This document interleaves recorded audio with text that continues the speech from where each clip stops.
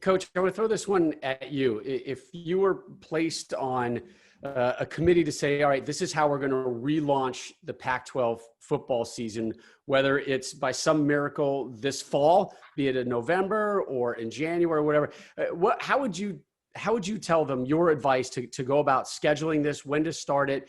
And also I'm curious what you think the interaction between the Pac-12 and the Big Ten should be. Yeah, there's several factors in this, and discussions have already started. There's always planning going on, but again, I go back to those three factors that have to get done. One, infection rates have to come down in our cities. Remember, we play in LA, Phoenix, Seattle. We play in major cities. Those infection rates have to come down. Number two was satisfied, and that was the testing. That was a huge part of this, to be standardized across the conference. And Larry has put in place a system that can get that done. And third, the adequate amount of time to be able to study the heart and see the damage that could be caused by this virus and no more. The conference and the presidents and the chancellors really felt that would take till January to be able to do. They set that date of January.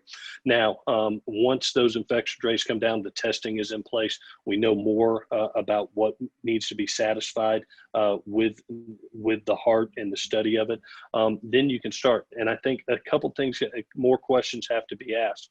One is, for us as a conference, what is the start date? What is the start date? And more importantly, what is the end date? We play the most fast and violent game on the face of the earth.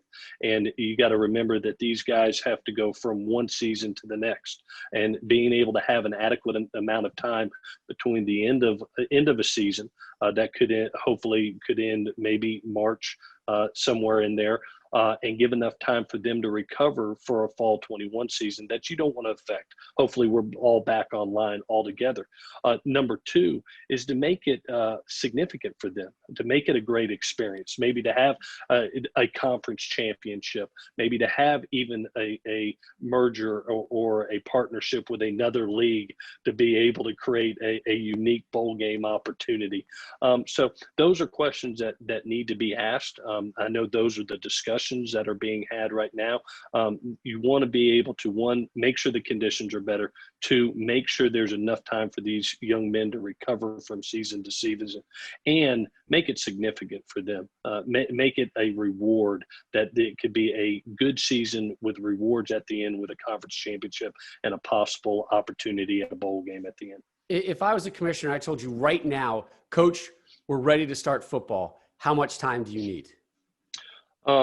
For us, one of the great things that's happened, the NCAA has given us, that's very, very important, I think, in this time period, as you're looking at basically 40% of your schools right now that are not playing football, is they gave us 12 hours a week to be able to work with the kids, 7 hours of strength and conditioning meetings, but 5 hours of skill development, and being able to use football equipment, be able to use the ball, be able to use the bags, be able to get functional football movement. So we're going to be able to do that this fall. Now, at some point in time, when you declare, okay, this is the start of the season, you do have to work backwards, and you got to have a minimum, I think, of 4 weeks of training camp to be able to, one, implement scheme, but more importantly, to practice the game.